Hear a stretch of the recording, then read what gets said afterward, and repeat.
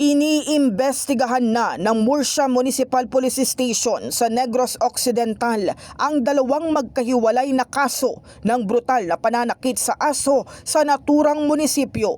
Sa pakikipag-ugnayan ng Brigada News sa Manila sa Murcia MPS, wala pa silang persons of interest sa insidente. Unang naiulat ang kaso ng asong si TikTok na tinadtad ng pana noong linggo sa barangay Blumentritt. Agad namang na-rescue si TikTok, inalis ang mga pana at tinahi ang kanyang mga sugat.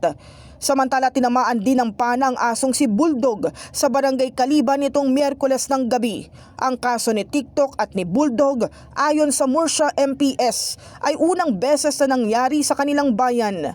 Sa kabila ng kalupitang sinapit ng mga hayop, sinabi ng PNP na wala pa silang natatanggap na opisyal na reklamo mula sa mga may-ari ng aso.